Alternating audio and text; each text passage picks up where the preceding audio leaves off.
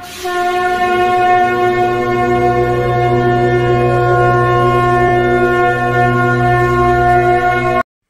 গুরুদেব।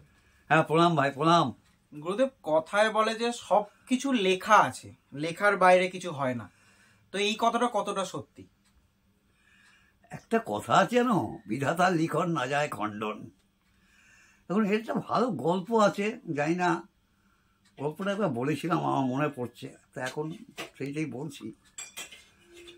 হ্যাঁ, এক সাধু ভোর 2:30-3টের সময় তপস্যা করতে বসে একটা গাছের নিচে তপস্যা করতে বসেছে। তো সাধু তপস্যা করতে করতে হঠাৎ তার তপস্যা ভেঙে যায়। দেখছে যে লম্বা দেহি লোক হনন হনন করে যাচ্ছে ওনার পাশে, রাস্তার পাশেই তো উনি তপস্যা করছেন, পাশেই।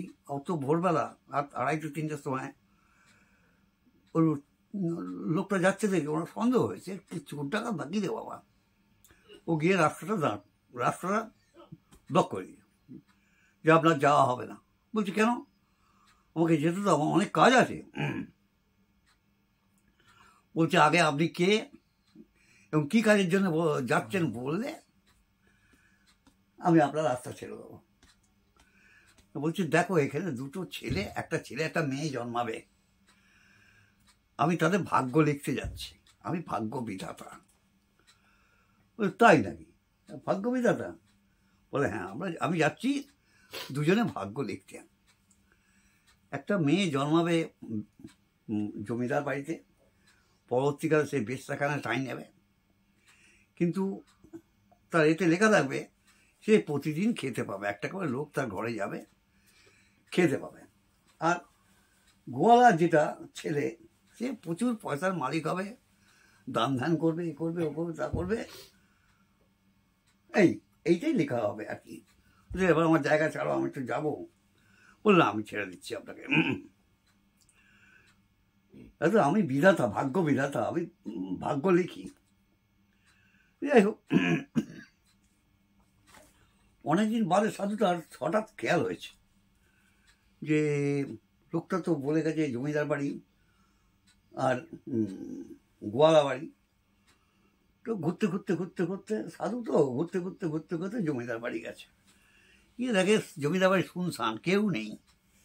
একটা লোক টিম করে, বুড়ো লোক টিম করে ডাকতে বেরিয়ে এলো। বললো কাকে চাই? বলছে আমি এখানকার সাধু, এখানে একটা মেয়ে জন্মেছিল জমিদার বাড়িতে, সেই মেয়েটা কোথায়? বলছে সে তো বেশ্যাখানায় আছে, এখানে বেশ্যাখানা আছে, এইখানে আছে। তাই? এবার জমিদার বাড়িতে গেছে, এদের বাড়িতে গেছে, গোয়ালা বাড়িতে গিয়ে দেখেছে প্রচুর ভিড়, মুঠো জিনিসপত্র, টাকা পয়সা, খাওয়া দাওয়া সব দিচ্ছে লোককে। হ্যাঁ, বিরাট ব্যাপার একেবারে। তা মনে ভাবলো তাহলে তো সত্যি কথাই বলেছে যে গোয়ালা ঘরের ছেলেটাকে উনি লিখেছেন প্রচুর পয়সা হবে, লোককে দান ধান করবে প্রচুর। এটা দেখলাম ঠিকই আছে। আর মেয়েটার ক্ষেত্রেও দেখলো যে মেয়েটার লেখা ছিল যে ও পরবর্তীকালে বেশ্যাখানায় ঠাঁই নেবে, এবং কিন্তু প্রতিদিন একটা করে খাবার পাবে, একটা করে লোক যাবে খাবার দেবেই, খাবার বন্ধ যাবে না। তো ঠিক করলো যে বিধাতাকে সাহায্য করার দরকার আছে। ও করে মেয়েটার বাড়ি বেশ্যাখানায় চলে গেল। গিয়ে বললো মা একটু জল খাওয়াবে, এইটা দিয়ে করে মেয়েটা বেরিয়েছে। তো বলছে তুমি কোথাও থাকতে গো? তা বলে আমার জমিদার বাড়ি মেয়ে, এখন এখানেই ঠাঁই নিয়েছি। বলছো কি গো? কিন্তু তোমার হাতটা দেখাও তো। ফলস পাবে আর কি, হাতটা দেখিয়েছে। বলছে আজকে রাত্রিবেলা তোমার ভয়ঙ্কর দিন, কোনো লোক কিন্তু ঢোকাতে পারবে না। হ্যাঁ, যদি ঢোকাও তুমি কিন্তু মারা যাবে। এই হাতে তোমার যা লেখা আছে দেখতে পাচ্ছি। সাধু মানুষ তো, মেয়েটা বিশ্বাস করে নিয়েছে, অগাধ বিশ্বাস। বলছে না, আজকে কাউকে ঢোকাবো না, খবরদার না, কোনো লোক ঢোকাবে না।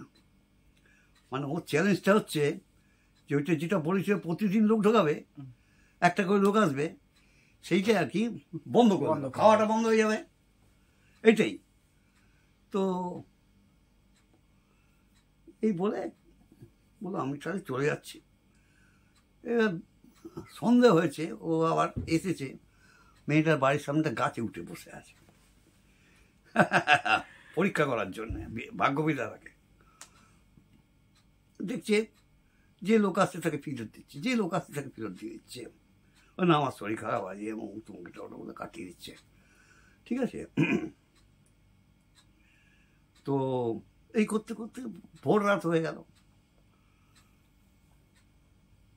ও গাছের বসে আছে। ওই তারা কিরকম জব্দ করেছে দেখেছিস, মনে মনে নিজেই ভাবছে ভাগ্যবিধাতাকে কিরকম জব্দ করেছে দেখেছিস। এমন সময় একটা লম্বা দেহি লোক, সেই লোকটাকে যে দেখেছিল আগে, সেই লোকটা দেখে ছুটে উঠতে আসছে। এসে মেয়েটার ঘরের সামনে দাঁড়ালো, দরজাটা আপনার থেকে খুলে গেল এবং ও ঢুকে গেল। তারপর কী করলো যায় না, আবার ব্যাক করে চলে এলাম। তো ও গিয়ে ধরেছে,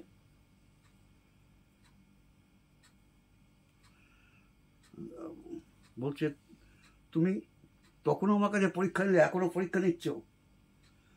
আমি কি জানো, আমি সেই ভাগ্য বিধাতা, আমি ওর কপালে লিখেছিলাম প্রতিদিন খাবার পাবে, আজকে তুমি বন্ধ করে দিলে খাবারটা, যার জন্য আমাকে আসতে হলো।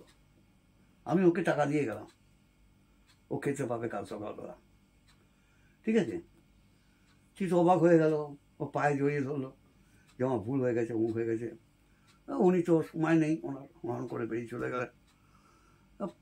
উনি শুধু যাওয়ার সময় বলে গেলেন ভাগ্য বিধাতা যা লেখে তা ফলে, ভাগ্যের লিখন না যায় খণ্ডনে। কথাটা অনেক দিনের প্রবাদ বাক্য, এটা প্রবাদ বাক্য, কিন্তু এটা ফলে যায়। তা উনিও এটাই বলে গেলেন যে ভাগ্যের লিখন না যায় খণ্ডন, আমি যা লিখে গেছি ওটা পূরণ করতে গেলে আমাকেই আসতে হবে। এবার আজকে আমি এলাম ওইটা পূরণ করার জন্য।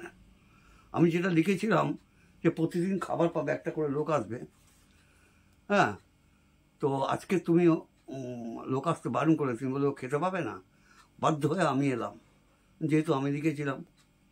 প্রথম বিধাতা যেটা লেখেন সেটা কার্যকরীও করেন উনি, যদি কোনো কারণবশত রুকাবট হয় ওটা পূরণ করে দেন উনি। এই জন্য উনি বললেন দেখো ভাগ্যের লিখন না যায় খণ্ডন, আমি ভাগ্য লিখেছি, আমাকে আসতে হলো ওকে টাকা দেওয়ার জন্যে, কালকে সকালে খেতে পাবে না, প্রতিদিন একটা করে লোক আসে, তুমি তো বন্ধ করে দিলে। তো এই হচ্ছে ব্যাপার। এটা গল্প, একটা ছোট গল্প, ভালো খারাপ না। তো গুরুদেব এই তো এই পুরো ঘটনাটায় একটাই জিনিস যে ভাগ্যের লিখন না যায় খণ্ডন, যেটা আপনি বললেন। হ্যাঁ হ্যাঁ হ্যাঁ। তো গুরুদেব মানে বিভিন্ন ব্রত কথাতেও শুনেছি, এবং এই যে ভগবানের পা ধরে পড়ে থাকলে তালকে তিলে এনে দেন, এইগুলো কি লেখারই একটা অংশ? না না না, লেখা দেখো, ভাগ্য বিধাতা যা লিখে দিয়ে যাবে দ্যাট ইজ ফাইনাল। এবং যদি কোনো সময় ওটা রুকাবট হয় তখন বিধাতা নিজে এসে ওটাকে ওই এটাকে সরিয়ে দেন উনি। মানে ওইখানে কাটাকুটি করার অধিকার ওনারই আছে, উনি আসবেন, উনি এসেই সবকিছু করে দেবেন। মানে আমি এই কারণে এটা জানতে চাইলাম যে লেখা যা হয়েছে তারও কি পরিবর্তন হওয়া সম্ভব? কারণ না না না না না না না, এর পরিবর্তন করা যায় না, একবারই লেখা হবে। শুধু একটাই কথা বলছি, যদি লেখাতে কোনো কেউ ইন্টারফেয়ার করে তখন তাকে আসতে হয়, বিধাতাকে আসতে হয় ওটাকে পূরণ করার জন্য।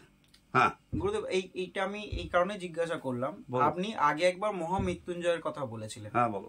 মহামৃত্যুঞ্জয়ের যে মন্ত্রটা, যে ঘটনাটা যেটা আছে সেইখানেতেই আসে যে সেখানে পুরো লেখার একটা পরিবর্তন হয়েছিল, যা ভাগ্যের যা লেখা। কারণ একদম মানে মহাদেব যা বলেছিলেন না, জমের দুজনের মধ্যে যে ক্ল্যাশ যেটা হয়, তো সেইখানে কি ভাগ্যের যে লেখা, যা লেখা হলো সেটা কি খণ্ডন করা হলো না? বুঝলাম না। যে ওই যে মহামৃত্যুঞ্জয় মন্ত্রের আগে যিনি ডেকেছিলেন, মহামৃত্যুঞ্জয় মন্ত্র জপ করলে তার মৃত্যু আটকে যায়। ও আচ্ছা, হ্যাঁ হ্যাঁ। তো ওইখানে যে জমের থেকে বলা হচ্ছে যে মৃত্যুর সময় যমদূত আসে, যমদূত আসবে না, শিবদূত আসবে, তারাই নিয়ে যাবে, যমদূত আসার অধিকার নেই। যমদূতে আসার কোনো অধিকার নেই। ও বলেই দেয় যে তোমার কোনো অধিকার নেই, এটা আমার খাদ্য। মানে মৃত্যুটা হবেই, হ্যাঁ, মৃত্যু তো হবেই। মানে মৃত্যুটা যেহেতু ভাগ্যের লেখা, মৃত্যুটা হবে, হবেই। কিন্তু যমলোক থেকে না এসে শিবলোক থেকে এসে তাকে নিয়ে নিয়ে যাবে। যাবে, হ্যাঁ, শিবলোক থেকে সে নিয়ে যাবে। যমলোকের অধিকার নেই, ওকে টাচ করার অধিকার নেই। যে লোকটা মহামৃত্যুঞ্জয় করলো বা করেছে, তাকে টাচ করার ক্ষমতা যমের নেই। যমদূতরা তার কাছেও ঘেঁষবে না। এখানে শিবদূত, শিবের যা দূত আছেন, তারাই এসে নিয়ে যাবেন ওনাকে। ওই জন্য বলা হচ্ছে পাপান্নতি পুরুষং নিত্যং মহামায়া প্রসাদত তত গচ্ছতু গতাসু পুনশ্চ আগমনং নাহি লভতে পরমাং স্থানং শিবেনাং সমতাং পুজো। অর্থাৎ মানে সে শিবলোকে যাত্রা করবে এবং শিবের যে আছেন শিবদূত, তারাই এসে নিয়ে যাবে। এটা যমদূতের কোনো অধিকার নেই এটায়। আর গুরুদেব আরো একটা জিনিস, যে যদি সবটাই লেখাই রইল, তাহলে যে ভগবানের কাছে কোনো জিনিস চাওয়া, কোনো জিনিসকে আটকে দিতে বলা, সেই জিনিসগুলোকে, মানে ধরুন কারোর মৃত্যু যোগ রয়েছে, তুমি যা করেছো, তুমি যা কর্ম করেছো, কর্ম অনুযায়ী ফল ভোগ করতে হবে। আমি কর্ম করেছি, আমি মহামৃত্যুঞ্জয় করেছি, তো আমি জানি মৃত্যুর সময় শিবদূতি আসবে, তারা আমাকে নিয়ে যাবে। আমাকে অন্য কেউ নিতে পারবে, টাচ করতে পারবে না। যমদূত কোনোদিনই আসবে না, টাচও করবে না, যেহেতু আমি মহামৃত্যুঞ্জয় যজ্ঞ করেছি। সেই জন্য এগুলো একটা ব্যাপার আছে, কর্মটা করতে হবে না।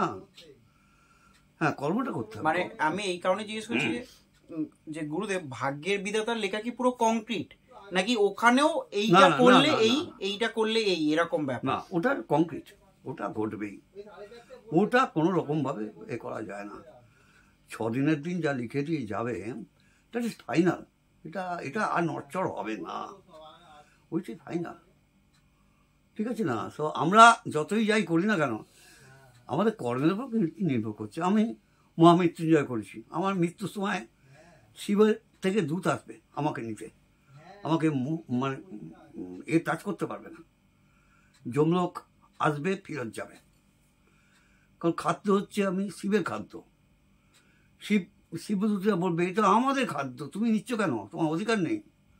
এরকম হয়েছে, ঘটনা ঘটেছে, এরকম পুরাণে অনেক আছে, যাই হোক, এগুলো ঠিকই আছে, অসুবিধা কিছু, তো কর্মের উপর হচ্ছে। হ্যাঁ, তো আজকে এইটুখানি ছিল আমাদের এই ভিডিও, এবং একটা খুব ছোট্ট একটা ঘটনার দিয়ে গুরুদেব পুরো যে ভাগ্যবিধাতার যে লেখা, এইগুলোকে যেটা খণ্ডন করা যায় না, সেটাকেই গুরুদেব বর্ণনা করলেন। আজকের ভিডিও এই পর্যন্তই, আবার নতুন টপিক নিয়ে আমরা এই ভিডিওতে হাজির হব। প্রণাম গুরুদেব। প্রণাম।